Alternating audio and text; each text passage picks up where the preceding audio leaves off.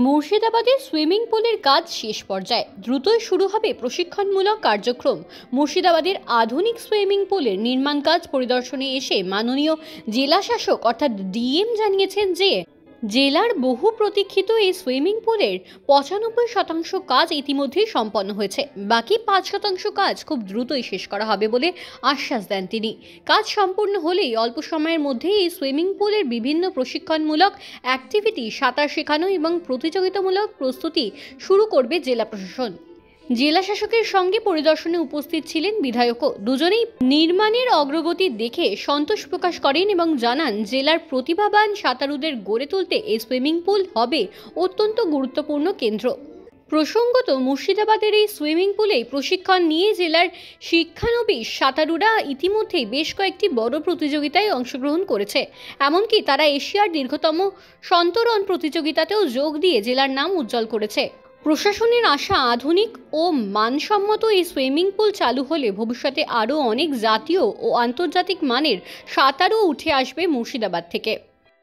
এই অ্যাসোসিয়েশন আসার জন্য ঠিক যেরকম কথা বলেছিলেন সেই অবস্থাতেই, মানে সেই টাইমের মধ্যেই এখানে এসে অনেক উপস্থিত হয়েছে।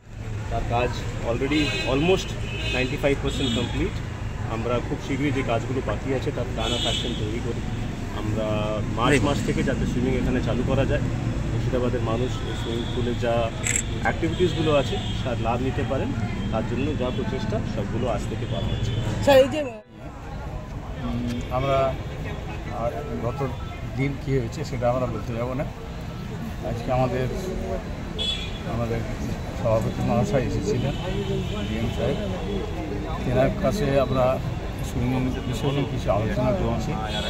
তিনি সরজমিনে দেখলেন, দেখে তিনি দায়িত্ব নিয়েছেন যে না, সুইমিংটা যাতে রুচিগত হয় তার জন্য যা যা করণীয় সেটা করবেন আমাদের সকলকে নিয়ে। তো এইটা মুর্শিদাবাদের মধ্যেই একটা সেরা একটা জায়গা সুইমিং পুল এই বহরমপুর শহরের মধ্যে।